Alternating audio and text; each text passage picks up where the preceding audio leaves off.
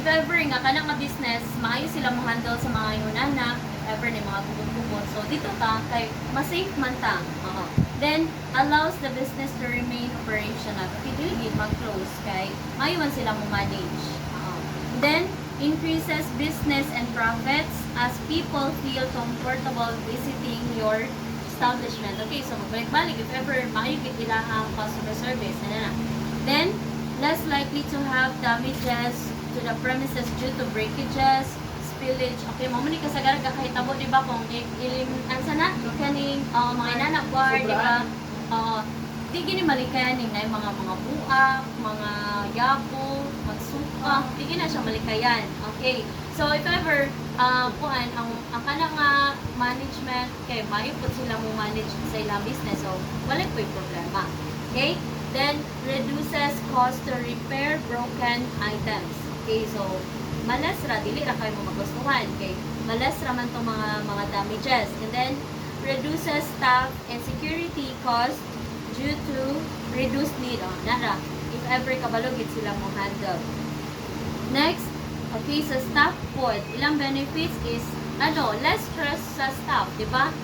Kung kamo din nagtrabaho nga kuan establishment, dili ra pud kay mo ma-stress nga kana grabe kaayo ang paghugot anak, kay ma-manage naman siya. Then less potential harm or threatening actions.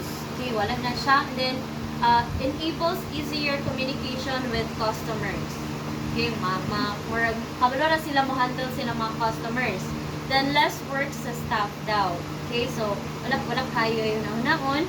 Then create safe and harmonious workplace for all staff and customers.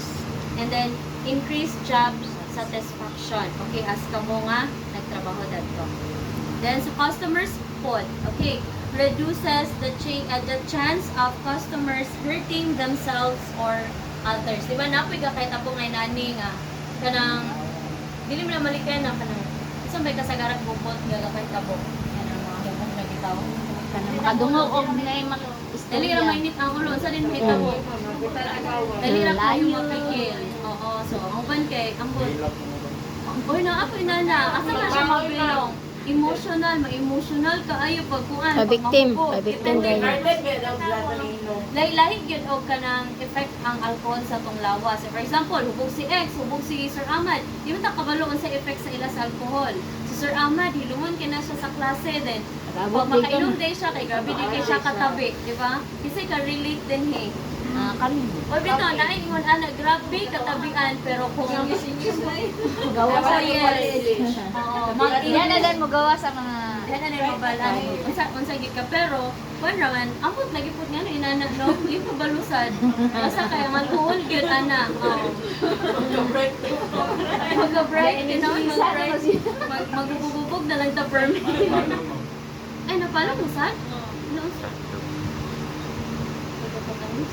ana naman balik. Ay na. Convert ang tanong. No signal.